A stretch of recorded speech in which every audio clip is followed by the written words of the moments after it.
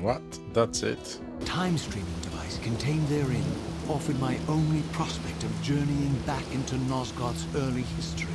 Unless I discovered some means of breaking the seal, I was condemned to be stranded here eternally. The passage of time had indeed cleared my way forward, enabling me to explore the northern mountains of Nosgoth. I was anxious to discover if some evidence of Janos Audrin's existence might still remain. Here I discovered the quaint hamlet of Ustenheim, now long abandoned and collapsing into ruin. Legend claimed that Janos Audrin terrorized its villagers until the Sarafan hunters ferreted him out and destroyed him. If there was any truth to the old tales, the lair of the infamous vampire could not be far away.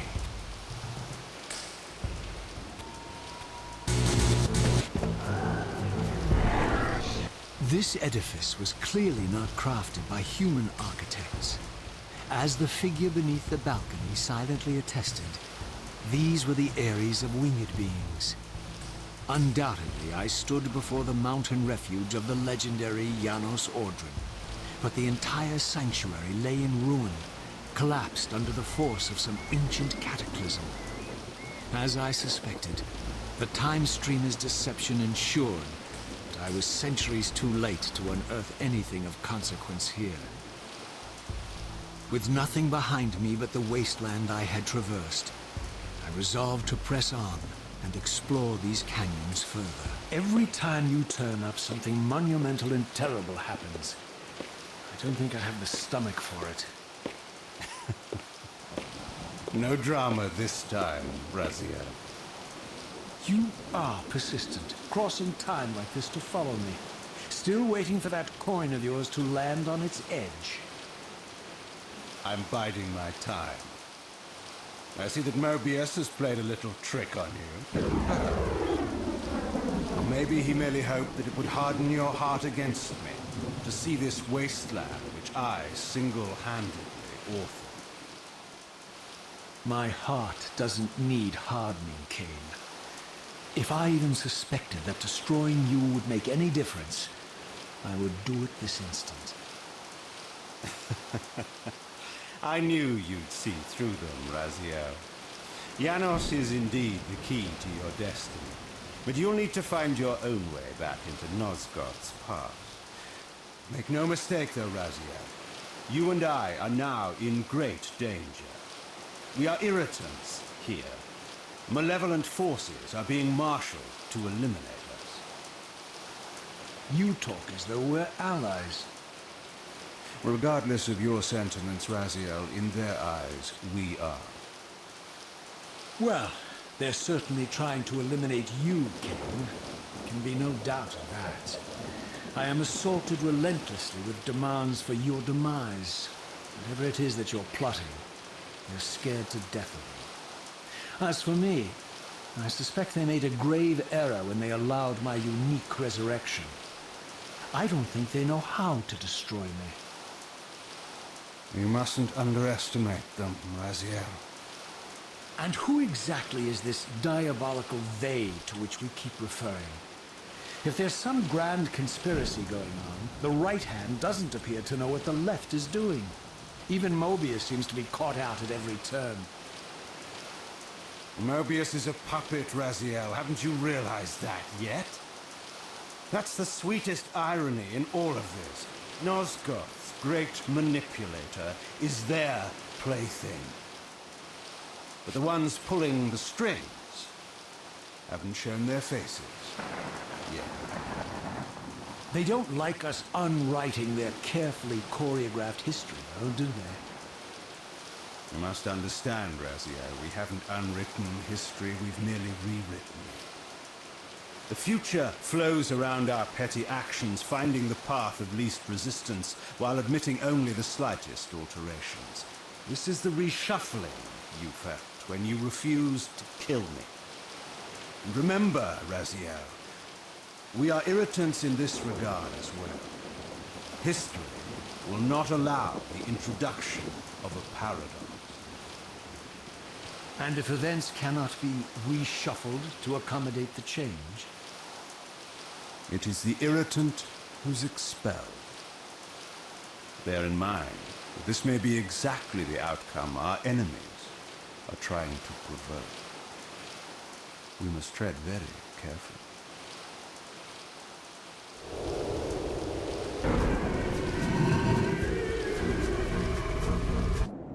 The scenes I discovered here were unambiguous. This race of winged beings, the architects of the pillars and the creators of the Reaver, were Nosgoth's first vampires. Their bloodthirst appeared to be a curse inflicted upon them by their vanquished enemies. These images confirmed the truths that Kain had divulged to me, but I had been too incredulous to accept. I struggled in vain to see how the pieces fit together, how Kain intended to escape the dilemma of his destiny, and what role he had plotted for me, and why Mobius and the dark powers with which he seemed to be allied were so desperate to see Kain dead, and so intent on me being the instrument of his execution.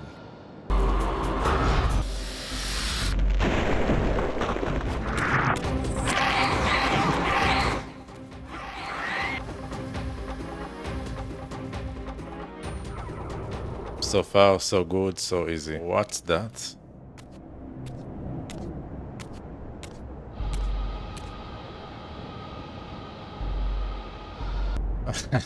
New fucking big puzzle. Check the top over there.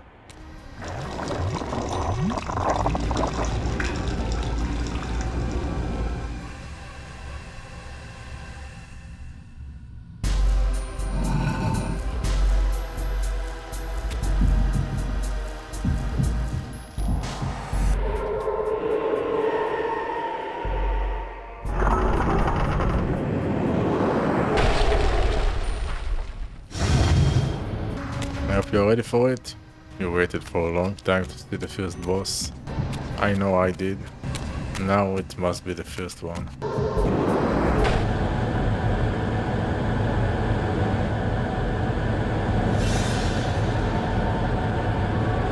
Oh.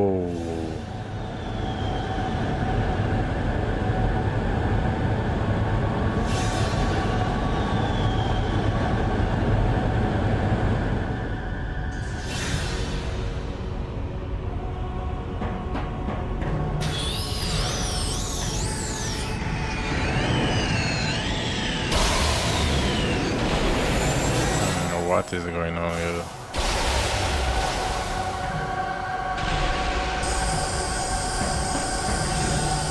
Seems like that is the new power.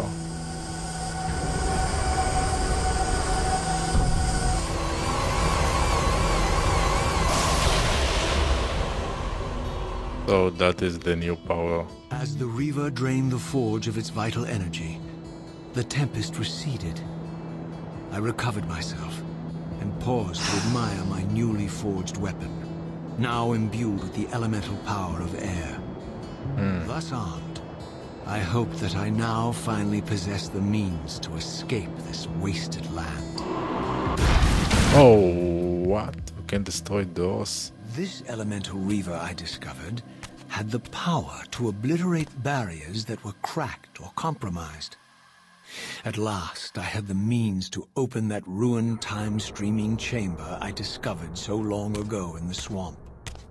Now, perhaps, I could leave this wasteland and return to an era when Janos Ordrin still lived. We really wanna get out of here, so I guess we're going all the way back.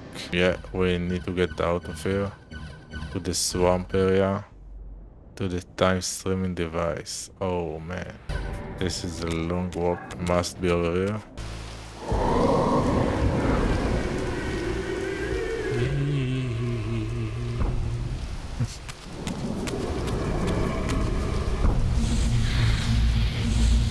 This is the time machine. There was no way to tell what era this device was tuned to, and I had neither the knowledge nor the means to set the machine myself. I hesitated only briefly. Then, throwing the switch, I hurled myself into oblivion and relinquished my will to the hand of fate.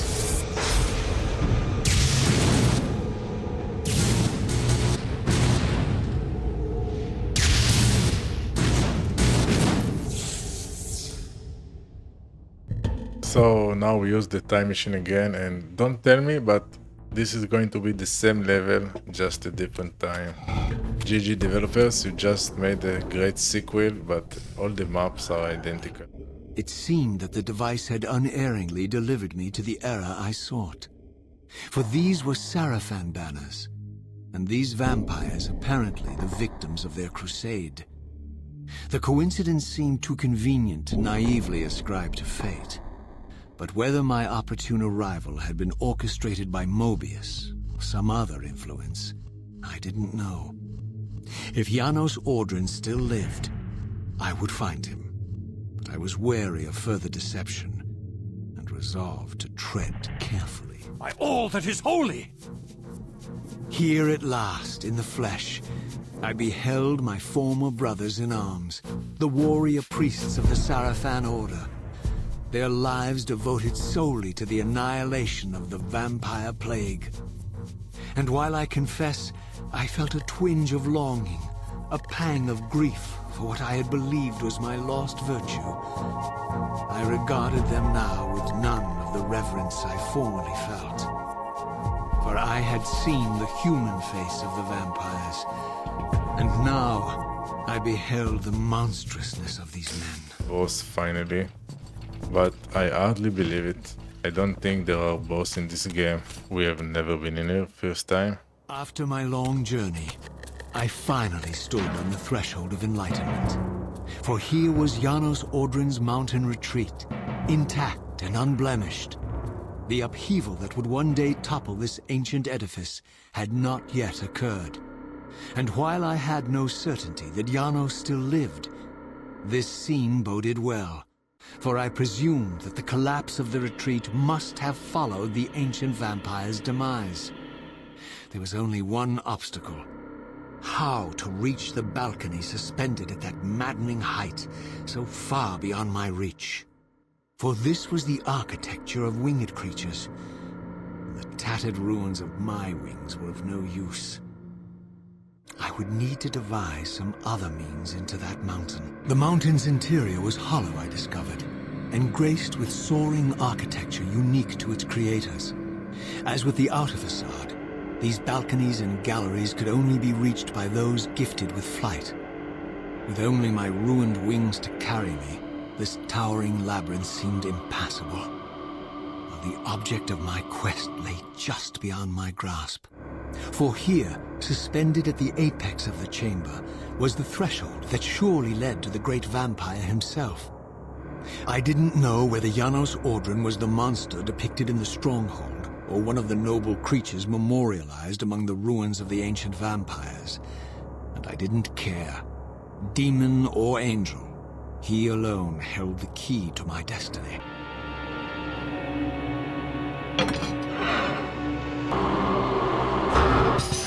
Oh! Fill it up and make the bridge for us. We are going to have 2 new bridges. Going to the 3rd level.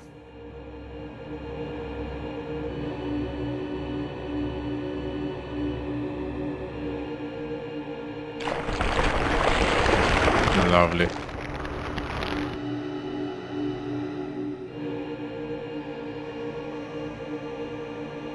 Oh, 3? No way.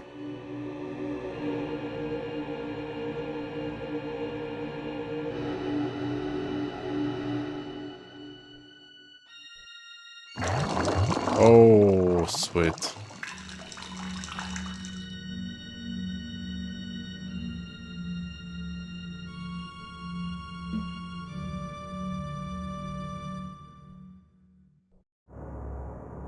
So easy. Ba-bam! Lovely. Now we can deal with that eye. Here is what we need to do.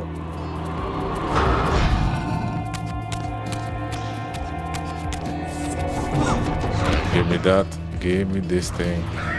Open sesame.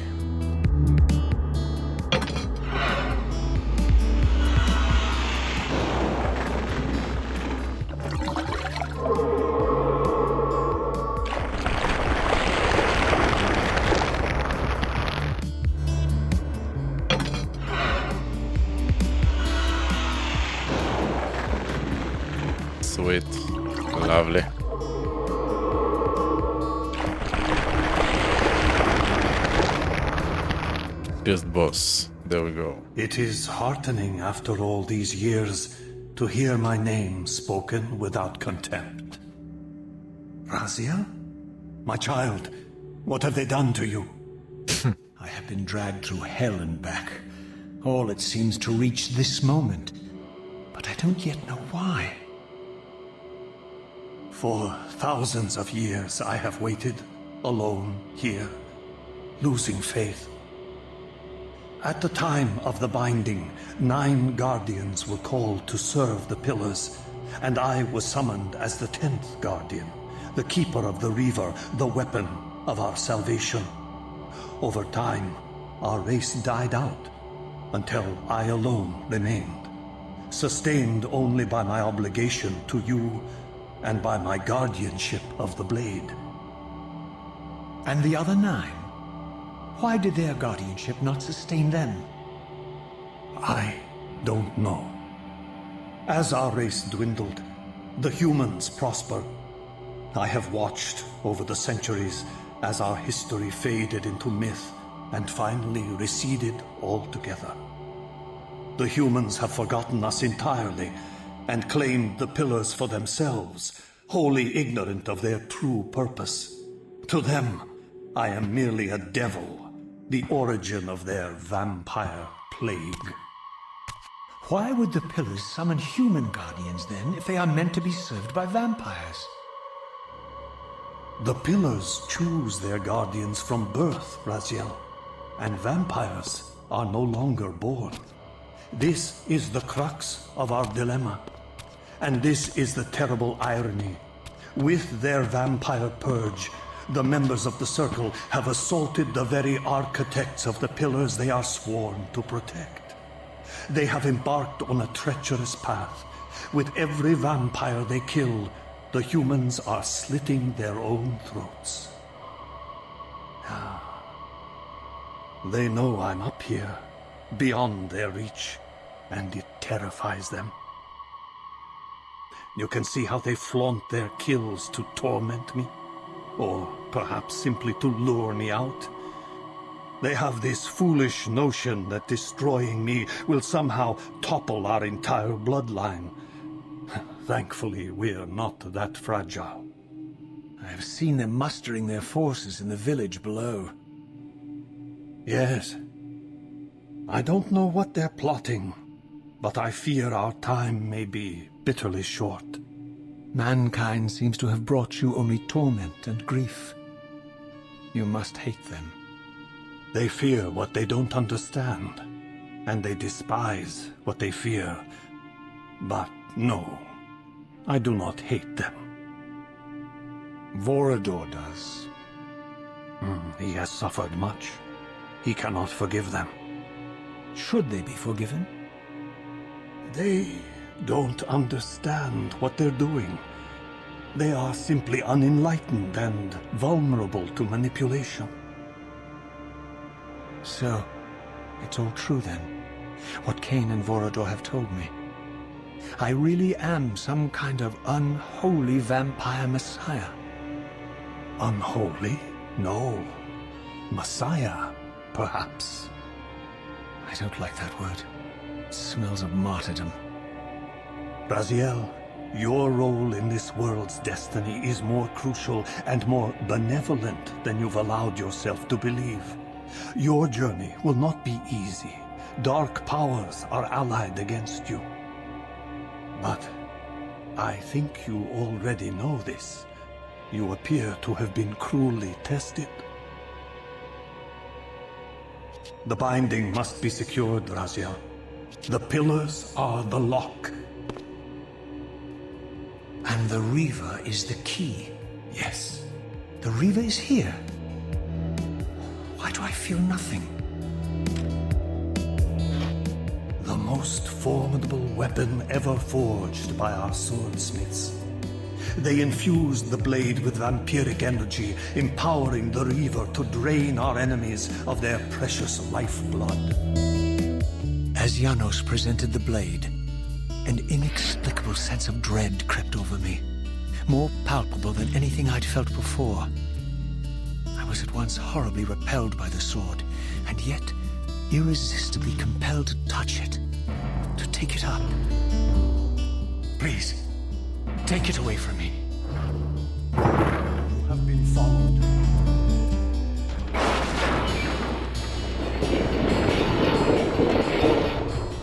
You must save yourself, Raziel. Janos! No!